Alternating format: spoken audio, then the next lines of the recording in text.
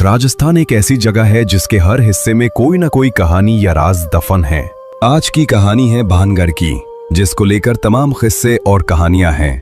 दिल्ली से लगभग 235 किलोमीटर दूर राजस्थान के अलवर जिले में तीन तरफ से अरावली की पहाड़ियों के बीच में एक किला बना हुआ है। भानगढ़ के किले को साल 1573 में आमेर के राजा भगवंत दास ने अपने छोटे बेटे माधव सिंह के लिए बनवाया था। मगर फिर अचानक ऐसा क्या हुआ कि एक हंसता खेलता शहर खंडहर में बदल गया।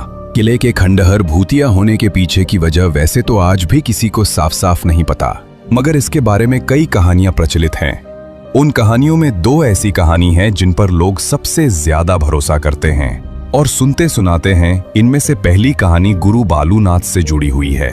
तो वहीं कुछ दूरी पर गुरु बालूनाथ नामक एक तपस्वी रहते थे। जब उन्हें पता चला कि आमेर के राजा यहाँ पर एक भव्य किला बनवा रहे हैं, तो उन्होंने राजा भगवंत दास के पास एक पैगाम भिजवाया और उन्हें अपने पास बुलवाया। जब राजा भगवंत दास गुरु बालूनाथ के पास पहुंचे तो उन्होंने राजा से कहा, आप इस किले को बनवा रहे हैं, उससे मुझे कोई आपत्ति नहीं है, मगर एक बात का ध्यान रखना कि इस किले की ऊंचाई इतनी मत कर देना कि उसकी परछाई दिन के किसी भी वक्त जहां मैं तपस्या करता हूं वहां तक पहुंचे और मुझे छुए।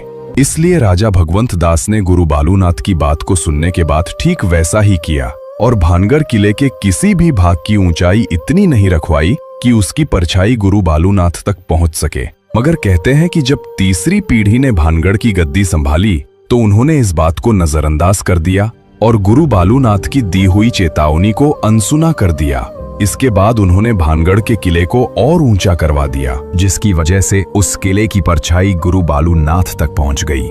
जब भानगढ़ किले की परछाई ने गुरु बालूनाथ को छुआ तो उन्हें बहुत गुस्सा आया और उसी वक्त उन्होंने भानगढ़ को श्राप दिया कि भानगढ़ तबाह हो जाएगा। कहते हैं कि गुरु बालूनाथ के इसी श्राप के बाद भानगढ़ पर मुसीबत टूटी और पूरा भानगढ़ तबाह हो गया। इसके अलावा यह भी कहा जाता है कि 1783 में जो चालीसा अकाल आया था, जिसमें मरने वालों का आंकड़ा करोड़ों में था, वो अकाल गुरु बालूनाथ के शाप की वजह से ही आया था, जिसने भानगढ़ समेत पूरे उत्तर भारत के करोड़ों लोगों को भूखा मरने पर मजबूर कर दिया।